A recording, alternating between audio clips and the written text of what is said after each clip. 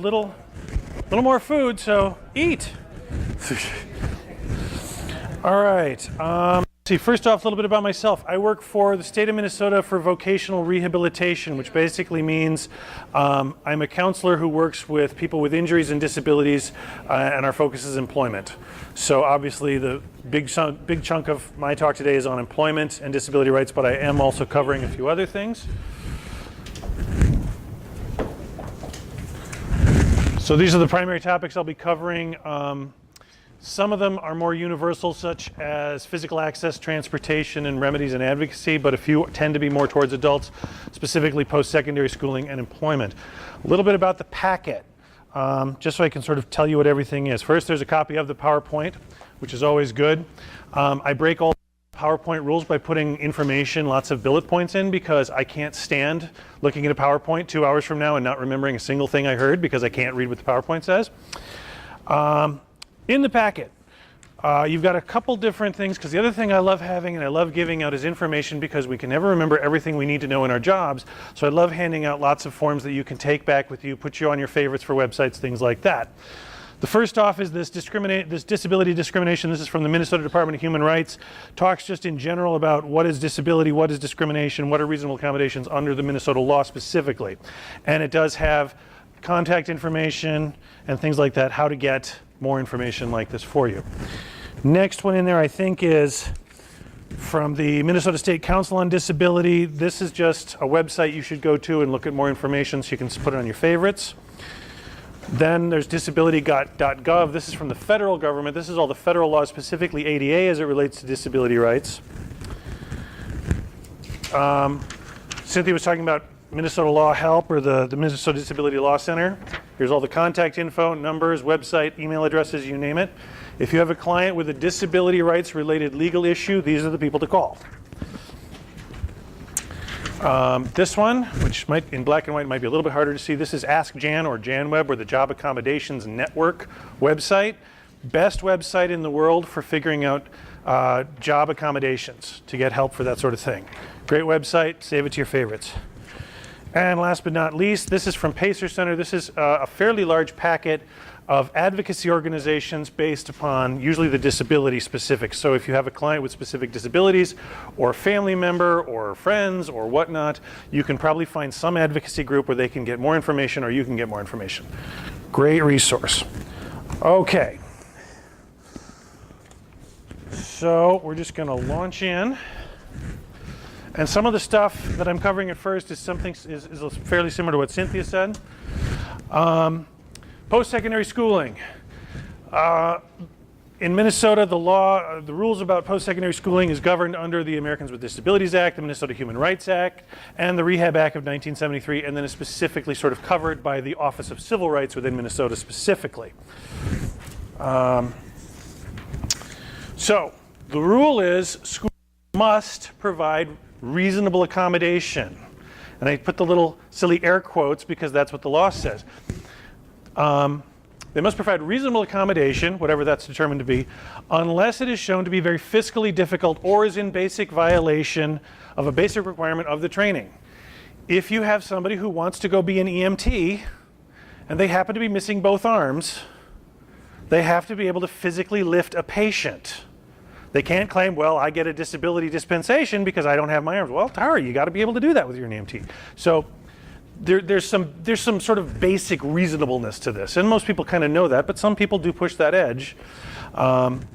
So if they're going for a training, they have to sort of be able to do the basic requirements, which is why Sim is saying, you can change a class if it's not related, if it's not required for the degree. They have to meet the basic requirements. If the burden is deemed to be relatively high fiscally, the student may be asked to participate, aka pay for some, of the accommodations. The big thing is with post-secondary is e-tech, electronic technology, all those adaptive technologies. Those are really good, and they work in many ways best in a post-secondary situation. So that's a very easy accommodation. Now when you're moving into this point, all schools in Minnesota and all public schools definitely, most private schools, probably all private schools, have a disability coordinator. That's usually their title, or they have somebody who functions as a disability coordinator. And that person's job is to work with the student to work on getting these reasonable accommodations. Procedures do vary from school to school. You will find some disability coordinators who are very friendly and accommodating, and you have some who I'm pretty sure their first name is douchebag.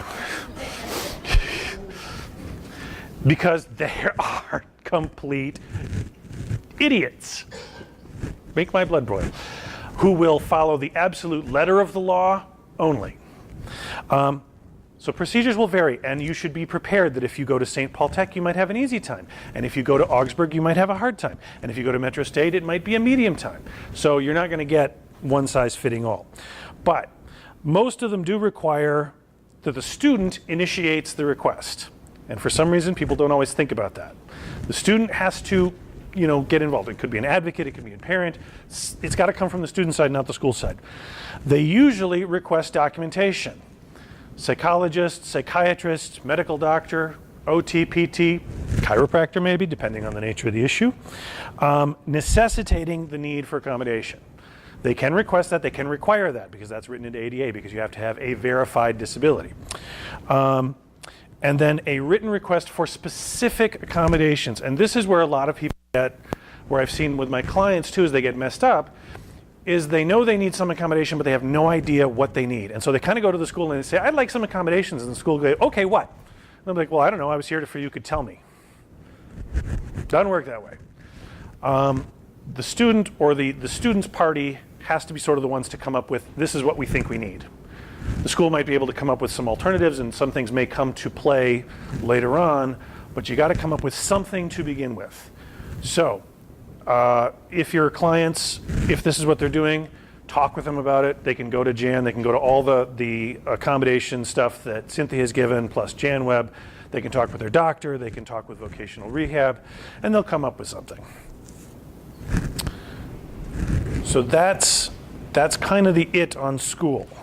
Are there questions on post-secondary? I know I talk really fast. Sorry, occupational habit. I got too little time and too much to do. No questions? Okay. Speak now or forever hold your peace. Actually, that's not true. If you got questions, ask them anytime. Physical access. Physical access relates to, well, this is what it says. Can you physically access a site? Can you get up to it? Can you go to it? Can you access it physically? Can you be there in presence? This is also under ADA, Title I, I think, but it's also governed under Department of Labor and Industry. So physical access for disability rights relates to all publicly accessible buildings or spaces, regardless of the ownership of that space. The Mall of America is a private entity, and some places have tried to claim, well, because we're private, we don't have to follow public laws. No, they do. If it's publicly accessible, it follows ADA and it follows physical access laws. There are certain very specific exemptions, mostly for historical sites, where to make them accessible might actually destroy the nature of the site. And there's a whole thing within Department of Labor and Department of the Interior that you have to go before if you've got one of these sites and you're trying to make it accessible. And so for the most part, 99% of any site must be physically accessible to anybody. Building design, current building design, this is where we get that difference between historical, but for the most part buildings have had to come up to code. But building design is governed specifically by Department of Labor with overall governance by Title III. So it wasn't Title I, it was Title III. And then there's all sorts of things like how many bathrooms you have to have, how many stalls have to be handicap accessible, what does signage have to be in, does it have to be in Braille, does it have to be in, all sorts of all that sort of stuff. Parking spaces. Parking spaces, I didn't know this before I did the research for some of this, are entirely governed by how many spaces are in the lot. It's so many handicap spots for so many spots total. So.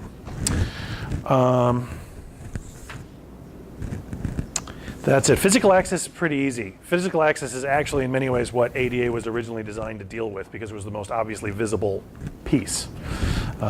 Questions on physical access? e-access, things like that. Physical access also accounts for if you're going somewhere publicly for people who are visually impaired, getting stuff by sound and that sort of thing. That also falls under that physical access, especially in the public sites. So physical access seems kind of small, but it's actually really big when you get into the minutiae. But I at least wanted to have some basic information for everybody. So questions on physical access? All right. Public transportation. Oops. Oh yeah. Oh yeah. If you have anybody who has some kind of disability where that disability in any way might get in the way of their ability to drive, whether it's physical, mental, cognitive, you name it, Courage Kenny has an absolutely stellar adapted driving program. They do assessments, they can make recommendations for adapted technology in a car. They're the ones who do, they're sort of the go-to people for lift vans for people in wheelchairs, things like that. So if you've got anybody, send them to Courage. They're a great starting point. Okay. MTC, Light Rail, and North Star are all fully accessible with ramps or lifts. All their information is online, which can then be adapted for visual or hearing difficulties. So those are all actually really pretty good. Metro Mobility is a local, for those who don't know, is a local door-to-door transit company for those who have a hard time taking public transportation for various reasons. Either they're nervous and they can't be in a crowd, so they can't be on a bus, or they have a learning issue where they might be open to exploitation if they were unsupervised on a bus. They can't physically access a bus. They don't have physical access, otherwise. So Metro Mobility becomes a good option for that. And now dealing with buses, Greyhound. Greyhound, I'm kind of surprised at how good Greyhound is in many ways. It's a little odd, because I hate riding Greyhound and would rather die than get on another. Good. They must provide, again, reasonable assistance, getting on the bus, getting off the bus, getting luggage on and off the bus under the ADA, and they don't require documentation. All you pretty much got to do is say, hey, I have a disability and I need some help with this, and then they'll go, okay, and they'll do it. And surprisingly, they have a good track record. Go figure.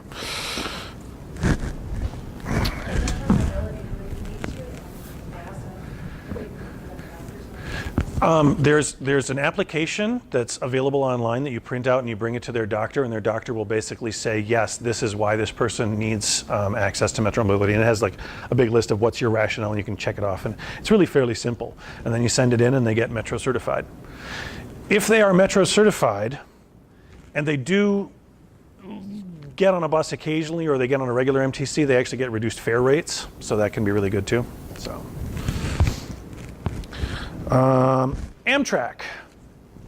Amtrak is a little worse than Greyhound because not all stations are fully physically accessible, which is kind of odd given Title III, but apparently they aren't fully, probably because of the nature of where some train stations are. It does require documentation, and it requires setup ahead of time if you're doing some disability-related travel on Amtrak.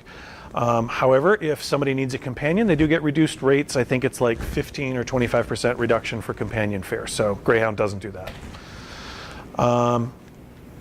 This is when we think of travel, this is where issues really come into play the most with disabilities, is air travel.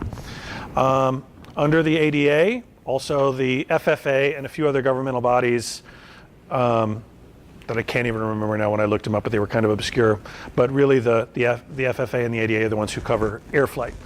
All airlines must provide access and reasonable accommodations. This is where things get wonky, because FFA guides the airlines. TSA is Homeland Security. And this is where, so somebody might have problems with TSA but no problems with the airline. They might have no problems with TSA, but then they might have problems with the airline. And there's really, the how you deal with it is pretty much the same. If you're talking about disability-related travel with TSA. This is where you're most likely to run into problems, actually far more than with these guys, because FAA, they don't want to lose paying customers. TSA doesn't have paying customers, and they don't care. If you're traveling, TSA is where you're going to get held up. It's where the most problems are going to occur. There have been problems in the past, though, because of litigation. Many of those have been solved. TSA is actually doing quite well now for traveling with disabilities. If you have somebody who wants to travel, have them call ahead to TSA and speak with a specific representative. They have disability representatives, and they will walk through with them, trying to figure out how to get through TSA with their dignity and sanity intact. Okay, so let's say you're in a power wheelchair, which has lots of moving components and lots of metal. You're not going to go through a scanner. Well, it may be safe for you to get out of your wheelchair and have them hand check it, but you have to call ahead and make sure that, or maybe it's not safe for you to get through, and you can say, okay, I'm in a power wheelchair, but because of my condition, I had a friend years ago who has since passed away. She had very severe spina bifida, and was in a chair that basically supported her so she could keep breathing. And this was early on when TSA was still hiring, I think, monkeys with lobotomies as their agents. They wanted to basically take her out of her chair and lay her on the ground so they could check her chair. And she just said, no, if you do, I'm going to die. And so she was stuck for about 3 hours at TSA arguing with them about safety protocols. But now they're actually much better. People with autism who don't like to be touched. Well, if they can go through a scanner, maybe that's okay. But maybe if they can't, okay, well, you can work with them. I have, a teenager or a son or a spouse who, this is an issue. Can we get hand screening in a private room where I can be there as well to keep them calm? Cynthia had told a story about her, somebody with autism wanting to be taken away privately without guardianship there, and they've gotten much better at that. But you just have to call ahead and do it, and that's what most people don't realize, is if you call ahead, you can make it actually fairly, I won't say painless, but you can make it as awful as it is for the rest of us. Of course, that's really what disability rights is about, is just means you're treated just as badly as everybody else is. And since we're all treated badly by TSA, they get to be treated just as badly, just not extra bad. Go to the website. There's lots of good information on TSA's website for travel. Questions on travel? Yeah. I have a friend with macular degeneration. She's about 40. Mm-hmm. And she takes the bus from downtown. She works at a law firm. And she has to cross the highway when she's coming back off the bus. But her eyesight's getting worse. She has peripheral. Mm-hmm. And she's actually been hit by a car about 3 to 2 times. And I'm just curious if there's anything that would Metro Mobility do door to door? Yes. Would it pick her up from work and take her directly to her house? Or Yes. It would. Yep, costs like $3.50 a ride one way, I think, for Metro tickets, if memory serves right. Your friend should get in touch with State Services for the Blind, which is a division of vocational rehab, but it's a separate division because the blind lobby is so strong. They're right over on University, near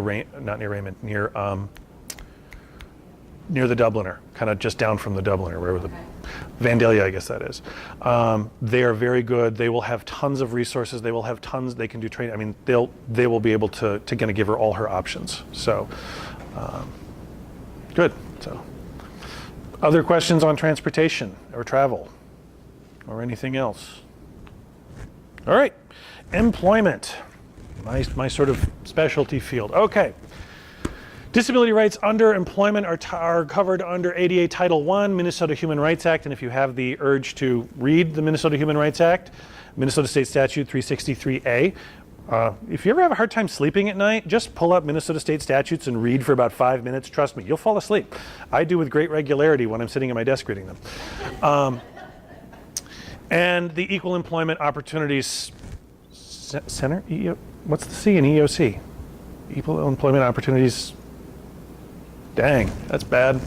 Anyway, EEOC Commission. I think that's it. EEOC. So, under ADA, this is where things get a little wonky. Under ADA, discrimination based upon disability is legally barred under ADA with employers with 15 or more employees. So before Minnesota Human Rights, you could discriminate all you wanted as long as you had 12 employees. It is, however, barred under the Minnesota Human Rights Act for anybody who has 1 or more employees. So in Minnesota, at least, you're covered if you're an employee at all. Minnesota Human Rights Act also bars discrimination based upon disability association, and by that it means you might have a legal claim if you are terminated because your disabled child is taking too much time away, or is taking too much, is impacting your work, or your disabled husband, or your disabled parent, or your friend, or, oh, your friend was one of those? Well, we don't think we need you here. So that's covered as well, specifically under human rights.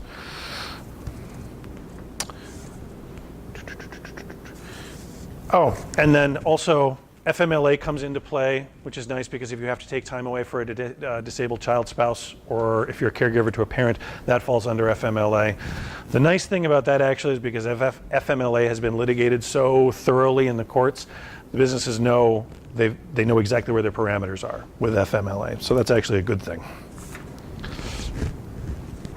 Whoops. Wrong one. Okay, as Cynthia had said, why does it keep doing that? To disclose. To disclose or not to disclose? Was that a stretch or a question? Sorry. I saw it out of the corner of my eye and I'm like, okay, that's fine. I didn't want to miss a question. Okay, why should you? Do you actually need to? And this is where a lot of people mix things up, is they think they have to when they really don't. The only, at least legal reason you must disclose to an employer is if you are requesting accommodations based upon the disability. If you're not going to request anything, you don't need to tell them. You may choose to tell them, but you don't need to under the law. If you do disclose, you are granted some legal protections in a future potential discrimination lawsuit against them. If you don't disclose, you have some problems, because if you try and sue later on to say, I was discriminated against based upon my disability, their first question will be, how do you know they knew you had a disability? If you didn't disclose, technically, I mean, that first question is like, well, they just knew. So, but if you told them, well, I told them I had this, and this is what happened, yada, yada, yada, yada, yada. To do so, the other major screw up many people make.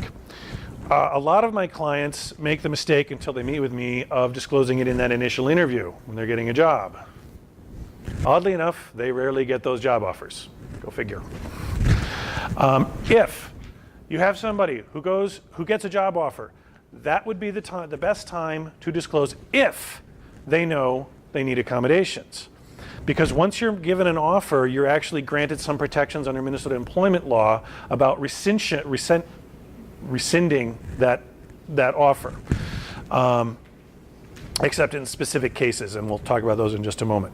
So if they know they're going to do it, if they know they're going to need accommodations, do it after the offer, before the job starts, so that those accommodations can be put in place before they start. If you're not sure if you need accommodations, you should wait. Wait until you know for certain. Or you might say, yes, I'll take the job, but I might need some accommodations, but I want to get to the job before we figure it out. What's the plan you guys want? What's the process? Yada, yada, yada. But wait for that offer. How and to whom? Like Cynthia said, how you disclose and to whom you disclose depends on the company. I generally advocate for my clients, if there's an HR person, do it to them first. Because then the HR can go to the boss and say, this is what's needed. No, you don't need to know why. But in small companies, sometimes the boss is the HR person, or the HR person isn't very far away. So you got to sort of feel it out as to what's best.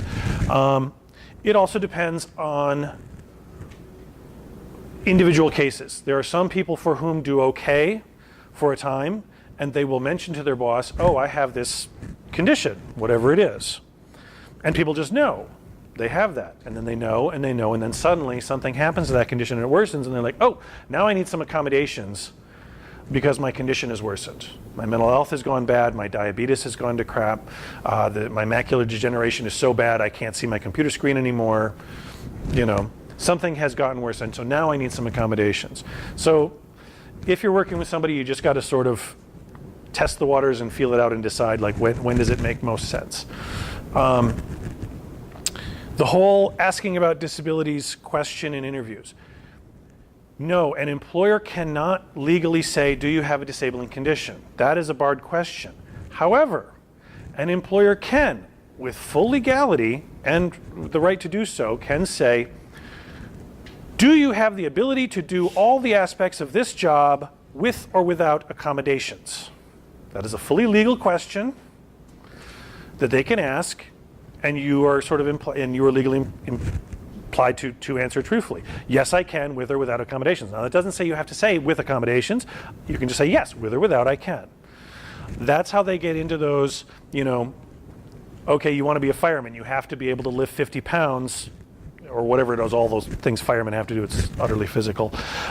They can ask those questions. Can you do this? Can you physically do these things? These are basic requirements of the job. They can ask you to do, can you do basic elements of the job? You cannot request an accommodation that mitigates your doing a basic element of the job. You must be able to fulfill all basic functions of employment with or without accommodations under the law. So, yeah.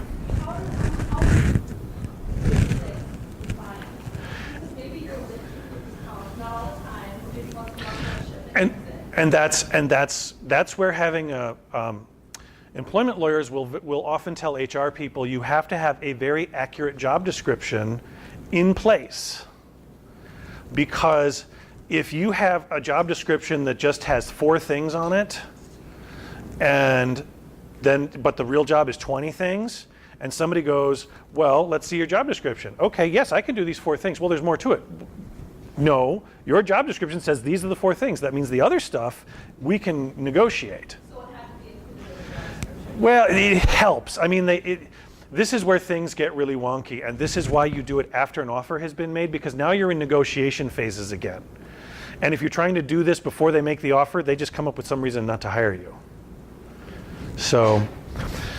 So yeah, you do that. That may be one where you either ask questions in the interview, what is the job? Do you have a job description? Or after you get an offer, can I see the job description because I might need some accommodations, but I want to look this over first. Yes?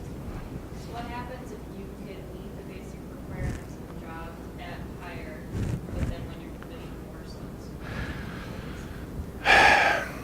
worsens? That gets wonky, because at that point, it can get ugly, and you can maybe have some legal recourse, but probably what would happen is they can let you go legally because you can no longer do the job.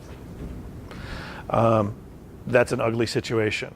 And most businesses, I think, know that would get really ugly, and it would revolve lawsuits and bad PR and all sorts of things, so they would probably try their best and kind of come to a point of sort of both parties saying, this just isn't working, and you know it's not. So, but it's a good question.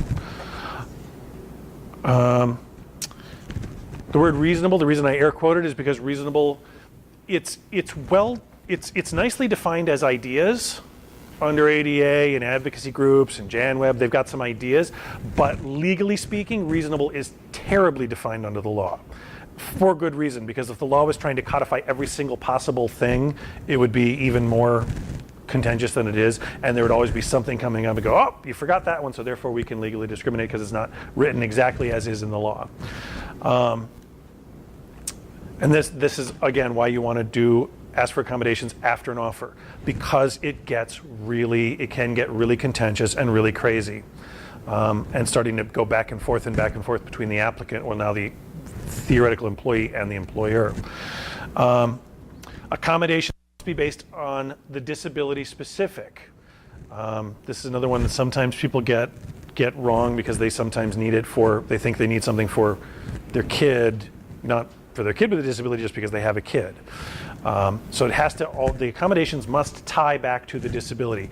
And it has to be sort of either reasonably visible by the company that it ties back to the disability, or it may have to come from a professional to say this is required because somebody may have to explain it for them. So accommodations vary for everybody, every condition, and every job. This is why JanWeb is such a wonderful website, because it's thought of all these people who are members or people who work with JanWeb have said, this is what I did, and I have this disability, and this is what I did. So you can look at a disability and say, here are some things that other people have gotten accommodations for: schizophrenia, limb loss, blindness, deafness, cognitive issues, developmental issues. Again, ideas need to come from the employee. The employer is going to have some say, and they might have some ideas, but again, just like in school, the person wanting the change has to say, this is what I want changed. The business job is to say yes or no based upon the law.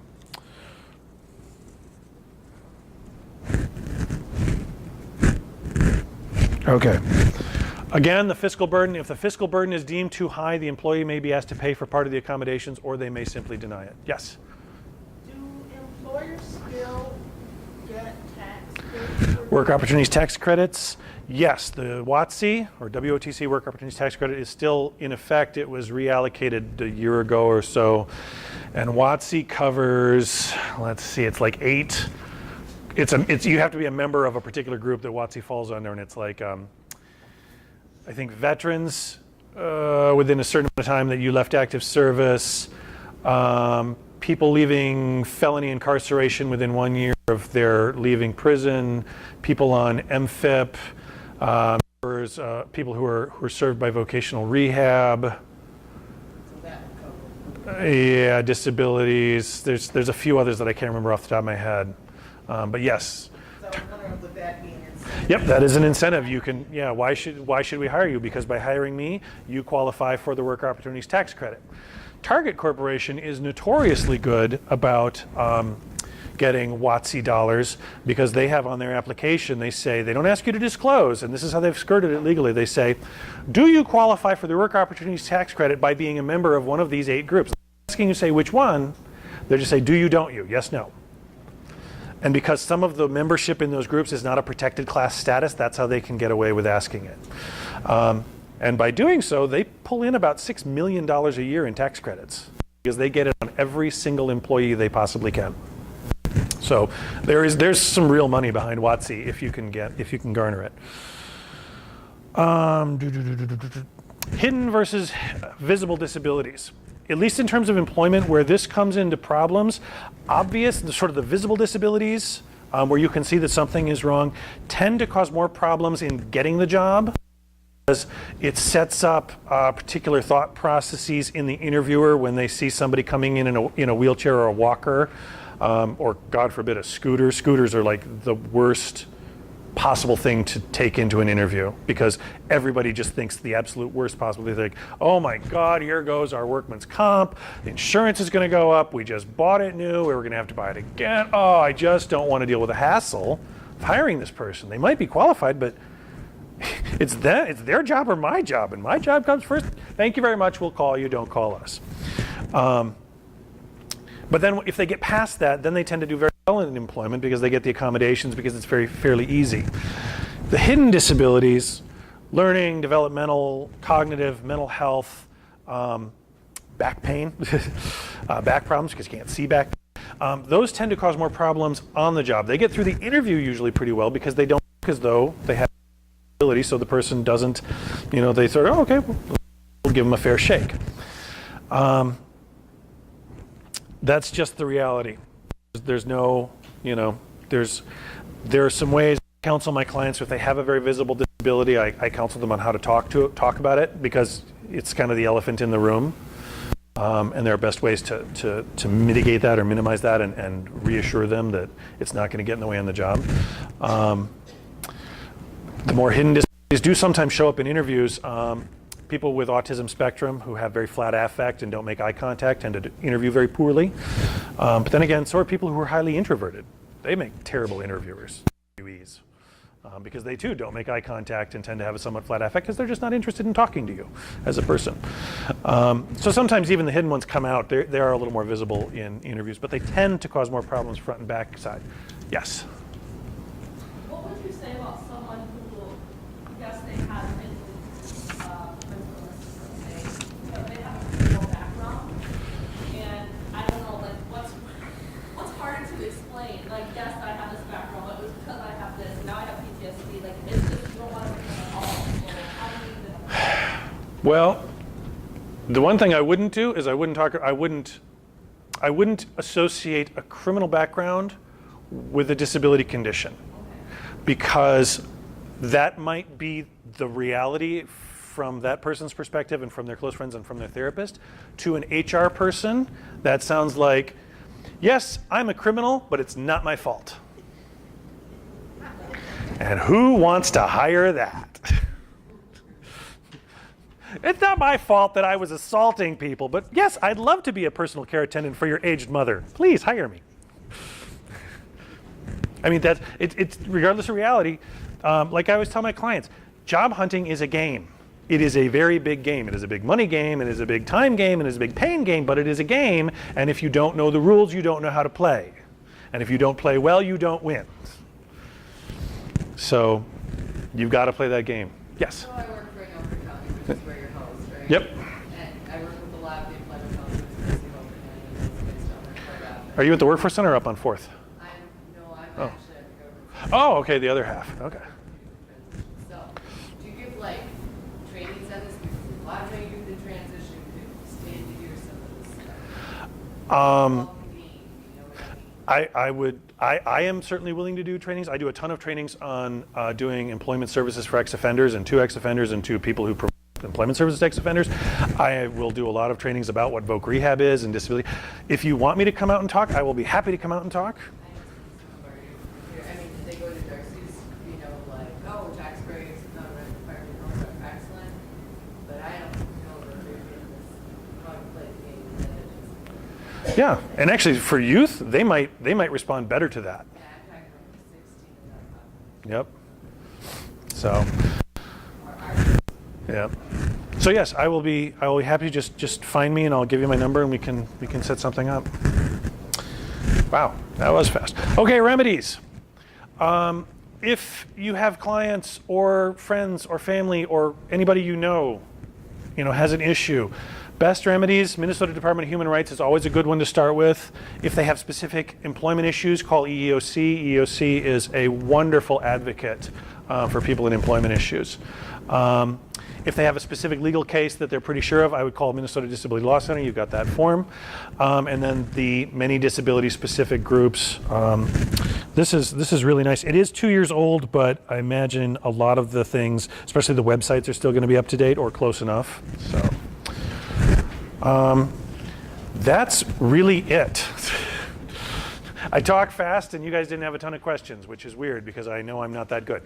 So questions, issues, problems, anybody telling me I'm full of crap? I don't know what. If a person goes out on disability leave at work, or they take FMLA because of a disability, are they still bound to the same, I don't know, for a performance review, for instance?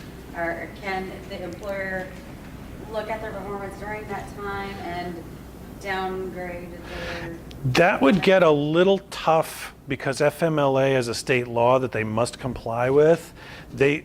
I'm sure that has happened. I'm also reasonably sure that somebody would have a fairly solid employment law case legally against the business for doing so because they were taking a legally acceptable break from work. It depends on the business and how argumentative they want to be, but businesses don't like to get into lawsuit situations because they know it's going to cost them whether they win or lose. So they just don't like to. That's something I would advocate to a client is if they think they're going to go out on FMLA because they're going to have to talk to their employer anyway about it, to say, okay, these are the standards. Well, what is it going to be when I get home? It's like, okay, I can take 12 weeks. Well, that's roughly 125, that's about 23% of a year. So does that mean I'll be held to 23% less production values, which I think is reasonable? But then, you kind of negotiate it before you get to that point. So that it's not unknown and get it in writing. So that's a good question. I have a client that's going through mental mobility, and the process has taken a long time. Like, we had the disability form put in right away, and now they're asking to be sorted and to get other testing done for it. Which Well, I suppose that depends entirely on who filled it out and what their, SMRTIT is State Medical Review Team, which is, that's how you can get. You can get a couple other things. You can get MAEPD. If you get SMRTIT, you can get some other things. But that's odd. Probably for the insurance to be able to cover his metro mobility fees, though. Oh. Because smarting means that he's going to be on disability type insurance, which would pay for that. Right. So That's maybe why. pay out of pocket, probably not have to go with that. Okay, out of pocket would be something. Well, that's for the tickets. He could pay out of pocket for the assessments if they're demanding. I mean, that's a weird one. I haven't run it. Usually with the clients of mine who are on Metro they've had it pretty easy because they send it to their doctor. But that would be one. I'm sure if they said what they wanted, why they wanted, they should explain why do they want this, especially if, Can they get metro mobility generally without being on social security disability? Sure.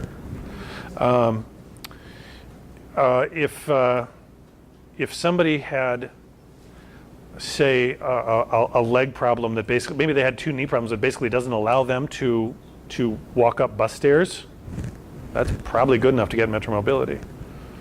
And somebody might argue, Metro Mobility might argue, well, you can take the lift, but that doesn't always work either. So sure, there's a lot of conditions that make it hard for you to get on a bus that aren't bad enough to get into Social Security. Anxiety is an easy one because you're not likely to get Social Security disability because of anxiety, but you might not be able to ride a bus because of it. That was something that crossed my mind. I had a couple students that suffer from severe anxiety disorder, and one, was trying to just ride their bike all winter long because they just can't handle. Yep, can't handle the people. Yep. People with PTSD, there's another common one, especially when you get, especially I had a client who came from one of those awful war-torn countries they're always talking about on the news, who basically couldn't get on a bus because she was on a bus that a bomb went off on, and was basically terrified of buses now. So she takes Metro Mobility because she just simply can't deal with the idea of a bus. So.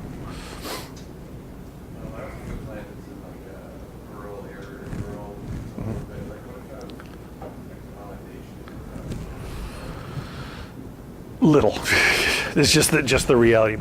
I don't know what Metro Mobility's kind of range is. It's mostly the metro and nearby ring suburbs. Farther out, there might be some individual paratransit. There might be some individual sort of within county busing. Like Anoka County has the Anoka County Traveler. Is that the medical cab one? Oh, that one. I only have one client who's on MNet right now, and I don't know what. That is a state resource, and they have to provide it in every area of the state. You have to contract out with taxi services or companies like Hilo. Yep. That is a state requirement. That has nothing to do with the county level. Right. So Oh, they have to excellent. follow this. But that one's only for medical stuff, so that, It is. you know. Medical door to Yeah. door. Yes. I work with clients on right now, it's about 4 months out, and they have, you have a job, you have a job for supported employment, and they will pay for taxi cabs supporting that person to work, as long as they have a job coach once a month. Yep. Excellent. Yes. It seems like a lot of people wouldn't know what they need, so is that where you guys come in? That's where Voc Rehab. Yep. Yeah, Voc Rehab or JanWeb is a really good one to get some of those ideas. I know they've been diagnosed with something, they're struggling. Yep. It's kind of like people that- Yep. Send them to Voc Rehabs and check out JanWeb. When you say like, when you're talking about mental mobility, and you say like they're vulnerable, for instance, we have someone who comes to my mind that if you were to get on the bus, they would say, hey, let's get off the bus over here and you give us $50 and we'll be your friend. And you would say, okay. Yeah. Exploitation would be an easy one because that's a common one. Actually, that's why most people with DD can't ride buses because they're basically vulnerable to exploitation and or other safety issues. So, wow, it's like Pamplona. Other questions for those who are brave enough to stick around through the last? Okay, coming out on this miserable cold morning.